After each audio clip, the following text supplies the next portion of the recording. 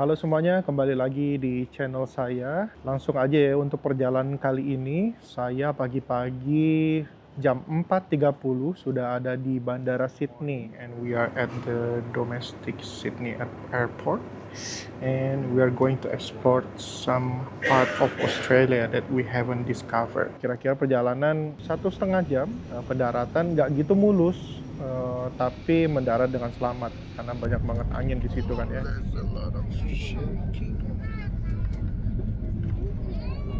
Terus di Sydney kira-kira waktu itu 25-28 derajat.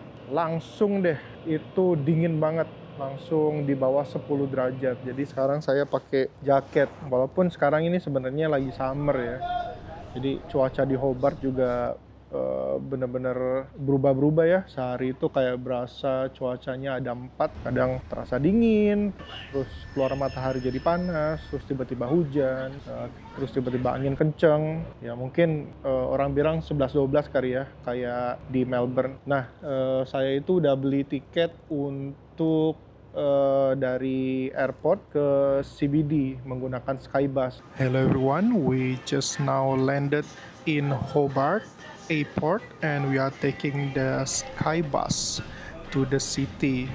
It's now currently 8:40 in the morning. Nah itu kira-kira kalau beli online jatuhnya lebih murah ya. Saya berdua dengan istri saya, $80 untuk tiket bolak-balik sampai di CBD. Itu lapar banget.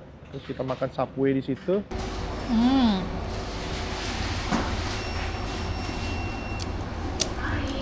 Nggak lama kita udah planningin untuk tour di sekitaran CBD menggunakan double decker bus. Perusahaannya kalau nggak salah namanya Red Deck atau Red Bus ya, lupa. Nanti cantumin di deskripsi aja. Kira-kira busnya itu ada double decker, jadi bisa naik di atas, terus ada di bawah juga. Ada audio tour guide-nya juga dengan 9 bahasa.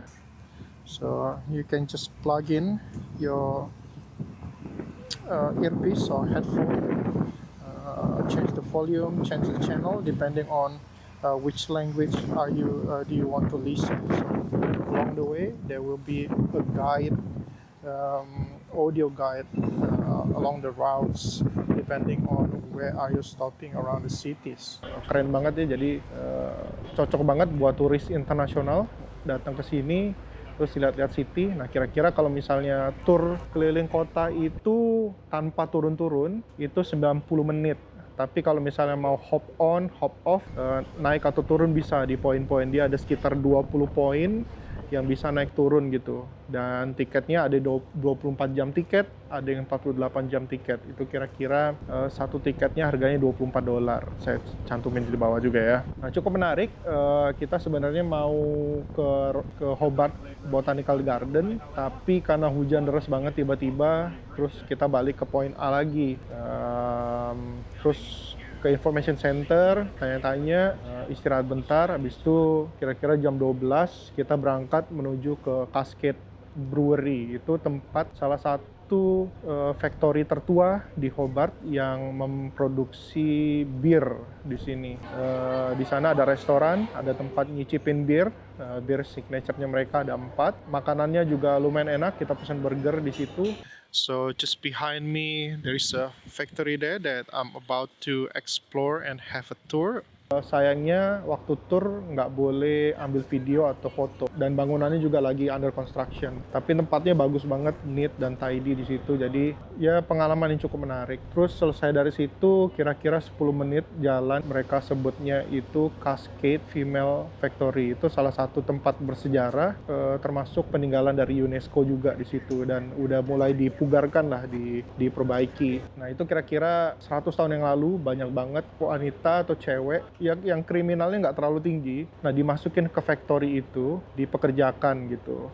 Mungkin ada yang cukup menarik sih, ada yang kayak curi pakaian tuannya gitu, terus dimasukin ke factory itu, jadi kayak semacam penjara gitu di sana, disuruh kerja.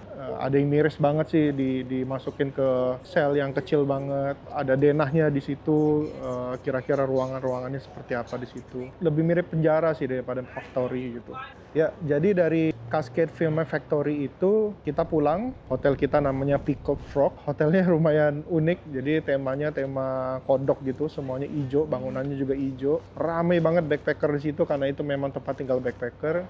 Ada tempat permainan, ada kitchennya, ada laundry. Terus kita tinggal di belakangnya itu penampakannya tempat tidur bunk bed gitu. Habis itu kita jalan ke CBD untuk grocery shop karena besoknya itu Christmas. Jadi hari Natal biasanya di Australia itu banyak yang tutup. Nah, jadi kita persiapan suplai makanan untuk 1 hari, beli di Woolies. Terus abis itu kita makan malam di restoran Vietnam. Kita pesen rare beef pho sama chicken rice. That's pretty much everything. Jangan lupa follow, comment, dan subscribe. Oke, I'll see you again next time.